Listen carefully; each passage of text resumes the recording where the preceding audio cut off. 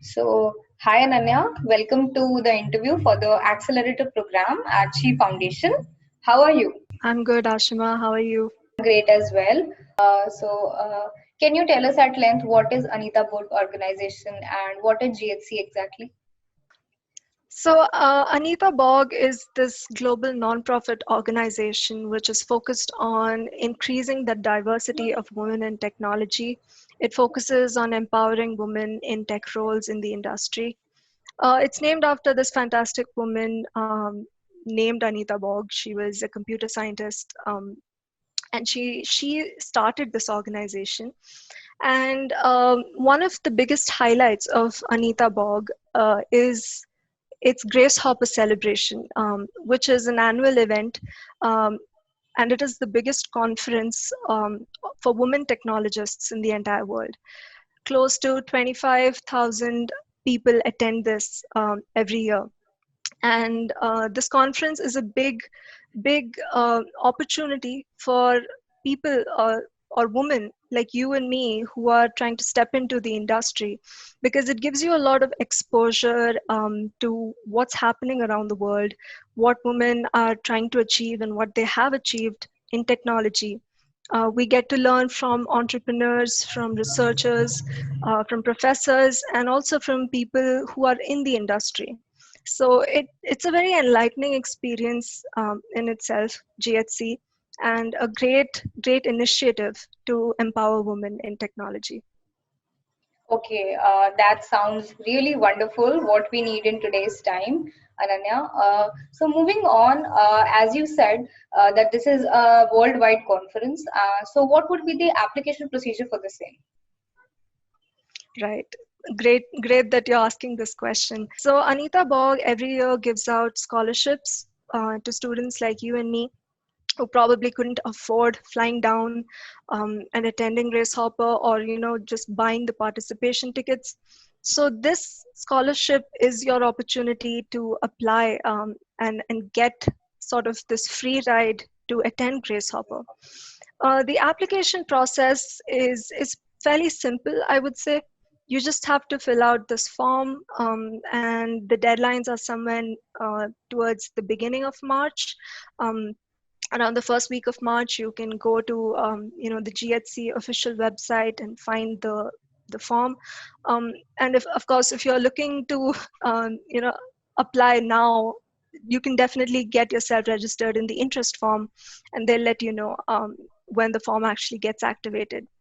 So the main aspects of this form are they look for your curriculum vitae, of course, your CV, some of the transcripts from your university, because they want to know that you are somebody who is a good academic achiever. So along with that, they need a few details about some of the activities that you have been doing in your college, some of the extracurricular activities. There are a couple of essay questions which are very important, I would say. These focus on why you need the scholarship and what you want to do with the scholarship. And and to be very honest, with the amount of people that are applying, the only way you can stand out is by truly showing that you care about diversity and inclusion in technology. So if you haven't done enough in that regard, I would say just try to get started, because it really matters. There are lots of women who are trying to reach out in their communities, and they're doing great jobs, and obviously they deserve to get access to GHC more than anybody else. So try and help out your fellow women or fellow girls in technology. And I would say the last thing that is important in the application is a recommendation. So ensure that you have a good relationship with one of your professors who will write you a nice recommendation. So on these lines, I've also heard that you can apply to various MNCs and companies as well. For example, Facebook has a separate GHC Scholar program through which they sponsor people. If you know something about that, can you just how the procedure is for them as well? Right. See, with every passing day, we have companies and organizations and even institutions becoming more passionate about increasing their diversity, right? So companies and even colleges want their people to be attending celebrations like GHC, to be attending conferences like GHC. So a lot of these companies run their own programs for sponsoring people to attend the Grace Hopper celebration. Now, some of them might be limited to their own employees. So if you're already working in such a company, do try and reach out to people to find if they are willing to support you to get to Grace Hopper celebration. I know that there are even smaller companies, not just Facebook and Google, but smaller companies who would be happy to, pay for the expenses for you to go and attend this conference, because trust me, it's worth it. So try and reach out, try and find if your company or your institution has programs that will support you. Also, I apply to GHC India as well as GHC US in the same year? I haven't read a clause which says that you can only attend one. Plus, I think if you're in India, definitely apply to GHCI first. Apply to both, and I would say focus more on GHCI, because at the end of the day, international scholars for the actual Grace Hopper celebration are very few, and the competition is just massive. There are tons of people applying from different countries, and so the chances are that you might not get it. I didn't get it in my first time. I had applied in 2018, and I didn't make the cut then. But do try and apply. Sometimes it takes 2 to 3 times, 2 to 3 attempts. So always stay hopeful and definitely apply. So, Ananya, what motivated you to apply for this scholarship, and what do you think helped you in your selection? A specific project or an accomplishment, maybe? Right. So again, great question. And I think everybody should be focused on the inspiration that comes when we're talking about these kind of opportunities. So back in college, I was really lacking a circle which could help me, in terms of projects or technical collaboration. And so I ended up participating in some of these clubs and chapters in my college, which were focused on women developers mostly. So there was this women tech makers chapter in my institution at VIT, also the ACMW chapter. And these chapters, I would suggest everyone to be attached with some of these chapters and clubs in your institution, because at the very least it gives you some exposure to opportunities that are out there, and it gives you exposure to what other women are also facing uh, in technology, in computer science or other STEM related fields. And so once I entered these chapters, I realized that there's a need for you, for me, for all girls in technology to be participating in community events, because we lack a circle, and only when we participate in these kind of events do we develop a network. So when I learned of Grace Hopper, the main reason I wanted to apply is because I wanted to find a tribe to fit into. I wanted to find people with whom I related. So that was my inspiration to apply in the first place. Coming to what part of my application I think was the decider, um, I think it was the answers to the essays, the essay questions. I was brutally honest. I told them, look, girls are asked to return to the hostels before boys are. Um, and that leaves us with less time to focus on our projects, to collaborate with people. That automatically puts us at a disadvantage. And when you open up about these kind of issues that you're facing, it shows that you probably need that exposure more than anybody else. So build on your actual experiences and portray them in a nice way when it comes to these kind of questions. So, Ananya, can you just go in detail about your essays a little bit? How should they frame it and how should they write it? So I think a lot of people in India are not aware, but in general, when people in the US are looking at applications, the most important part in most applications is what you write in some of these essay questions, because they want to understand where you're coming from and what you want to do with the opportunity that they are presenting to you. So in my case, in my application, the first question was why I wanted to attend GHC. And the second question was, by attending GHC, what do I plan to do um, to improve diversity in the community? So what would I do with the opportunity essentially? So for the first question, I told them that I lacked a network, that I didn't have people um, that I look up to around me. You know, we talk about famous computer scientists, and when we talk about them, you'll realize, okay, they're only sitting in America, Yes. right? Where are these scientists in India? We want to get to know more people in our community who look like us, who sound like us, who have backgrounds like us. And I wrote about that. I wrote about how we lacked that.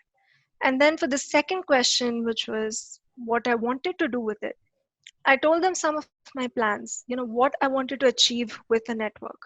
Once I have a network with me, what kind of empowerment will that give me? So it, in a way, you need to summarize your past and what you want to do in the future after getting this opportunity. I think that will give us a fair enough idea of how you should frame your essays for the selection specifically. That you not only have to concentrate on what you are doing technically, but also the purpose behind it and how you can return back to the society. Because it's high True. time that we support this community, small community of technicians, women technicians, and present a platform. And platforms like these are really encouraging if you use it in the right way. So, Ananya, the last question for you for today will be: how is your experience at the conference? Right. Where do I begin? So many good things. So traditionally, the Grace Hopper celebration happens in person in a big place in America. And of course, this year, due to COVID, that looked a little different. We had it virtually, but I think still a lot of good positive takeaways. So what happens once you are selected as a scholar is right from June, July, till the actual Grace Hopper celebration in the end of September or beginning of October, there are tons of events, webinars, kind of sessions where they have women who are in the industry, or you know, who are used to speaking to other women and trying to motivate them. They have these speakers coming in and taking sessions for us.